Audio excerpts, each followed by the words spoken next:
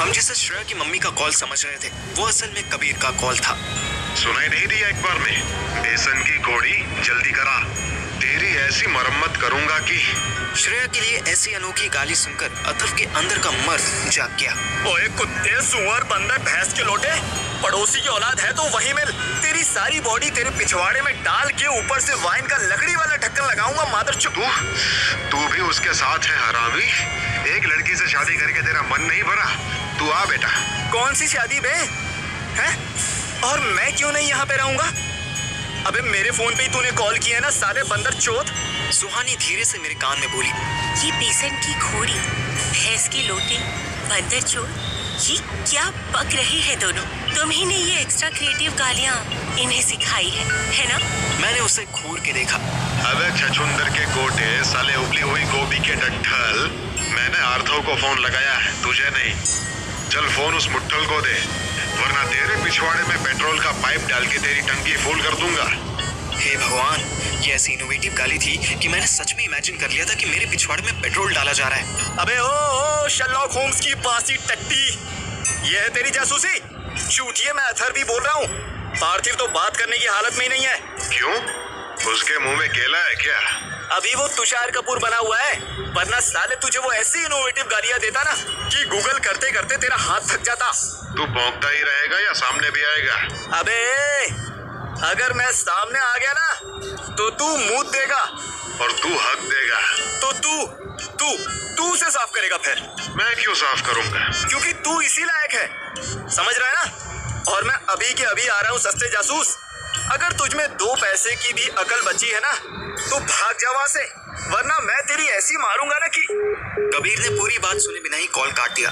हम तीनों अथर्व को देखने लगे। अथर्व ने भी बारी बारी हम सबका चेहरा देखा और फिर अज्ञानी बाबा बनते हुए कंधे उचकाने लगा। अरे क्या हो गया? तुम लोग ऐसे क्या देख रहे हो? कम से कम ताली तो बजा दो। श्रेया भड़क गई। उसने रेड लाइट का इंतजार किया, वहां गाड़ी रोकी और फुल वॉल्यूम में चिल्लाई, क्या छपरी स्टाइल था ये? Who taught you to talk like that? Don't say Parthiv. अरे यार, अब इसमें क्या प्रॉब्लम है तुम्हें? मतलब वो साला चिंदी जासूस तुम्हें गाली देगा और मैं सुन लूंगा? मतलब मैं उसे कुछ नहीं कहूंगा? कैसी गर्लफ्रेंड हो यार तुम? Shut up. First of all, I'm not your girlfriend. I'm your ex-girlfriend. Second, you just challenged him, despite knowing that he has my mother. How insensitive you are. मैंने कुछ बोलने की कोशिश की पर मुंह से हवा ही नहीं निकली। अरे यार, इसको मेडिसिन दो कोई, कहीं वार्म वाटर मिल जाए तो ले लेते हैं। किसी चाय वाले के यहाँ पे रोको, मैं अरेंज करता हूँ। श्रेया हाईवे पर चाय वाला ढूंढने लगी। Where are the bloody चाय वालास? सब एक साथ छुट्टी पर चले गए क्या? ये कौन सी शॉप है आगे? अच्छा वो पंचर वाला है। यहाँ ट्राई करें? मतलब पंचर वाले से चाय मांगे? नहीं स्टूपिड, हॉट वाटर तो दे देगा ना। मैंने सुहानी को इशारा किया। नहीं, ये मना कर रहा है, किसी ऑथेंटिक चाय वाले की यहीं रुको ना। हम चारों कबीर की धमकी को साइड में रखकर पहले चाय वाला ढूंढने में बिजी हो गए थे। उधर मेरा बाप, जो मम्मी की नजर में आए बिना घर से निकल आया था, वो कबीर को ढूंढते हुए श्रेया के घर पहुंच चुका था। श्रेया का पूरा ग्राउंड फ्लोर पार्किंग के लिए फ्री था। घर वाले फर्स्ट फ्लोर से लेकर 3rd फ्लोर तक बड़े बड़े रूम्स में रहते थे। श्रेया की मम्मी यानी पूनम आंटी का पर्सनल रूम 2nd फ्लोर पर था, लेकिन वो दिन में 1st फ्लोर पर भी मिल जाती थी। उनके कानों में किसी की लंगड़ा के सीढ़ी चढ़ने की आवाज आई। कबीर उनके सामने हाथ में चाकू लिए बैठा था। कोई ऊपर आ रहा है। आने दो सासू माँ, आने दो, अभी तो बहुत लोग घर पे आएंगे। तो मेड को बोलकर चाय बनवा दूं? नहीं, इसकी जरूरत नहीं है। कबीर ने दरवाजा अंदर से बंद किया हुआ था। कबीर दरवाजा खोलने के लिए उठा तो पूनम आंटी ने झट से अपना फोन उठाया और श्रेया के पापा को कॉल मिलाने लगी, पर फोन में नेटवर्क ही नहीं था। कबीर के सामने मेरा बाप खड़ा था, वो बाप जिससे पूरे डिपार्टमेंट की फटती थी, वो बाप जिसने ESI को उसके घर में घुस के अपने बेटे से पिटवाया था, वो बाप जो अपने रूम से बाहर आए बिना घर से बाहर निकल जाता था। ऐसे बाप को सामने देख कबीर पैर छूने के लिए झुका ही था कि आइए सर। मेरे बाप ने अपनी छड़ी कबीर के मुंह पर मार दी। ये क्यों? बाप कुछ ना बोला। वो पुरानी फिल्मों के डैनी डैंग चौकपा की स्टाइल में लंगड़ाता हुआ अंदर घुसा। पूनम आंटी उन्हें फटी फटी आंखों से देखने लगी। मिस्टर उपाध्याय, आप थोड़ी देर के लिए दूसरे कमरे में जाइए, मुझे इस बेवकूफ से अकेले में बात करनी है। मेरा बाप पूनम आंटी को उन्हीं के घर में ऑर्डर दे रहा था, पर कबीर की चाकू की नोक से बचकर दूसरे कमरे में बैठना तो उनके लिए रिलीफ था। वो तुरंत उठकर चली गई। अरे अब तो बताओ मुझे क्यों मारा? पूछता है क्यों मारा? बेवकूफ, तू तो पार्थिव से भी गया गुजरा निकला। मेरी दी हुई सारी ट्रेनिंग, सारी मेहनत एक लड़के के चक्कर में मिट्टी कर रहा है। नहीं सर, वो लड़की सिर्फ लड़की नहीं है। वो जितनी बेवकूफ और सीधी दिखती है उतनी। चुप, बिल्कुल चुप। मेरी बात खत्म नहीं हुई अभी। और मुझे मत सिखा कि कौन क्या और कैसे दिखता है। तुझे सर्विलेंस करना मैंने ही सिखाया है। भूल मत, एक लड़की के पीछे इतनी बड़ी रिस्क ले रहा है तू, वो भी एमएलए की लड़की, वो भी तब जब पहले ही उसका एक प्रेमी है। कबीर के पेशेंस का दम टूट गया। पहली बात, उसका कोई बॉयफ्रेंड ही नहीं था। दूसरा, एमएलए की लड़की हो या सीएम की, मुझे पसंद आ गई तो आ गई। और तीसरा, आपकी ट्रेनिंग ने क्या बनाया है मुझे? रोबोट, वॉचडॉग, चपरासी, ये रात का कुत्ता, इंसान तो रहा ही नहीं मैं। मेरे बाप को कबीर का जवाब इतना बुरा लगा कि उन्होंने फिर उसे मारने के लिए अपनी छड़ी उठाई, पर इस बार कबीर ने आधे रास्ते में ही छड़ी पकड़ ली। सर, मैं आपके बेटे जैसा हूँ, पर बेटा नहीं हूँ। अब एक और बार अगर आपने मुझ पे एक घटिया सी डंडी उठाई ना, तो मैं भूल जाऊंगा कि आप मेरे गुरु रह चुके हो। बाप की आंखों में खून उतर गया। तू किससे बात कर रहा है, तुझे पता है ना मैं क्या क्या कर सकता हूँ? तुझे इसका अंदाजा है ना? हाँ पता है। एक कैंसर से मरते हमेशा खड़ूस सा मुंह बनाए हुए आदमी से बात कर रहा हूँ। और बड़ी हद क्या कर सकते हो? मुझे मरवा सकते हो ना, मरवा दो। बस बहुत हुई आपकी चमचागिरी।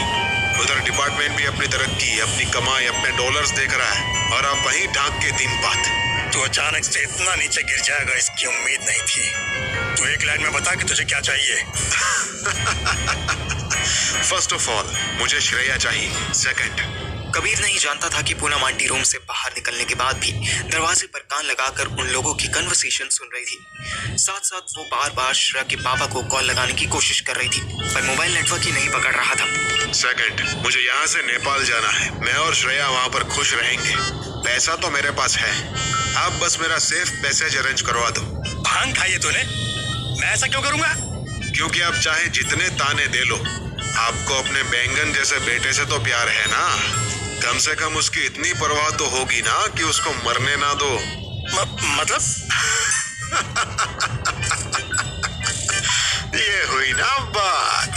The famous cruel, most disciplined Ashok Kumar को पहली बार हेजिटेटेड होते, अपने बेटे के लिए नर्वस होते देख अच्छा लग रहा है। कबीर अचानक उठा और दरवाजे तक गया, फिर एक झटके में दरवाजा खोल दिया। अरे सासू माँ, यहाँ खड़े बातें सुनने से क्या होगा? अंदर आ जाओ ना, आराम से बैठकर बातें करो। और ये फोन किसको लगा रहे हो? अरे बेकार कोशिश मत करो, मैंने जैमर एक्टिवेट किया हुआ है, कहीं नेटवर्क नहीं आएगा। आओ अंदर, अपना ही घर समझो। अब कोई प्रोफेशनल बात नहीं करनी सर को। अब सब पब्लिक है, सब। इनका बदसूरत बेटा, आपकी बेहद खूबसूरत बेटी। अरे पब्लिक से याद आया, पूनम आंटी डरती सहमती अंदर आने लगी। आपको अपनी बेटी के अफेयर के बारे में तो पता है ना? अफेयर नहीं है उसका, अथर्व से रिश्ता पक्का हो गया है बस। कबीर तो जैसे आज आग लगाने की पूरी तैयारी करके आया था। नहीं नहीं मम्मी जी, आर्थो से नहीं, वो तो पुराना हो गया। अभी तो उसका लफड़ा आर्थो के चुतिए दोस्त मेरे सर के नालायक बेटे से चल रहा है। आपको पता नहीं है? पूनम आंटी मुझे जानती थी। उनके चेहरे पर डिसबिलीफ के साथ साथ ढेर सारे क्वेश्चन मार्क्स दिखाई देने लगे। थोड़ा शौक तो मेरे बाप को भी लगा, लेकिन उन्होंने फेस पर नहीं आने दिया। कोई बात नहीं, अब पता चल गया ना, माँ बाप से कुछ छुपाना नहीं चाहिए। पर अब बेटी किसी के साथ खंडर में आके सेक्स करेगी तो बताएगी कैसे, है ना? पूनम आंटी थप्पड़ मारने वाली थी कि कबीर ने उनका हाथ पकड़ लिया, पर मेरे बाप शेर की तरह दहाड़ा। कबीर, अपनी औकात में रह। किसी महिला से कैसे बात करते हैं ये भी भूल गया तू? अरे भूलने से याद आया, आपको पता है ना, आपके बेटे ने आपके सबसे फेवरेट स्कूलमेट की बेटी से शादी कर ली है, या वो बताना भूल गया? मतलब शादी? ये वाला शौक मेरा बाप भी नहीं छुपा पाया। ओ, मतलब भूल गया। होता है, घर से लड़की भगा के शादी करने में बहुत जल्दबाजी होती है ना, तो बहुत सी बातें याद नहीं रहती। आपके सड़े हुए बेटे ने बनवर सिंह के लड़की से शादी की है, लेकिन वो सुअर फिर भी मेरी श्रेया का पीछा नहीं छोड़ रहा। अचानक कबीर को गेट पर अथर्व दिखाई दिया। मेरा यार उसे पीटने के लिए बाहें चढ़ा रहा था। अबे ओ गधे के पिचके पोटे, क्या लड़कियों की तरह चुगलियां कर रहा है तू? हैं? हिम्मत है तो अपने बाप से बात कर। कबीर लगभग फर्श रौंदता हुआ अथर की तरफ आया और उसके पेट में चाकू मारने लगा।